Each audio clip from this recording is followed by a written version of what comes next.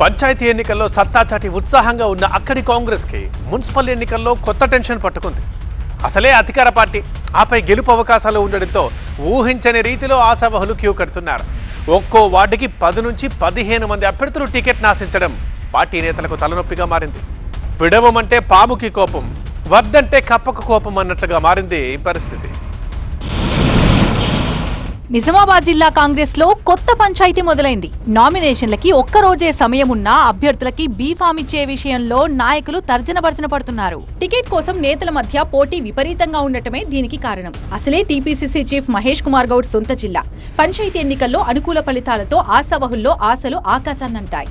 ఒక్కో వార్డుకి 15 మంది దరఖాస్తు చేసుకున్నారంటే ఏ రేంజ్ లో పోటీ ఉందో అర్థం చేసుకోవచ్చు. ఒక్క నిజామాబాద్ లోనే 60 డివిజన్లుంటే 800 మంది దరఖాస్తు చేసుకున్నారు. బోధన్, ఆర్మూర్, భీమ్గల్ మున్సిపాలిటీల్లోనూ ఇదే పరిస్థితి. కాంగ్రెస్ లో ఉంటూ కష్టకాలంలో పార్టీ జెండా మోసామని కొందరు, సేవా కార్యక్రమాల పేరుతో మరికొందరు, ఇతర పార్టీల నుంచి వలస వచ్చిన నేతలు మరికొందరు, ఇలా చాలా మంది నేతలు టికెట్ కోసం దరఖాస్తు చేసుకున్నారు.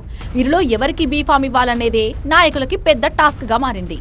పార్టీ తరపున ఇప్పటికే 4 రకాల సర్వేలు పూర్తయ్యాయి. సర్వే రిపోర్ట్ల ఆధారంగా అభ్యర్థులని ఫిల్టర్ చేసే పనిలో పార్టీ నేతలు బిజీగా ఉన్నారు.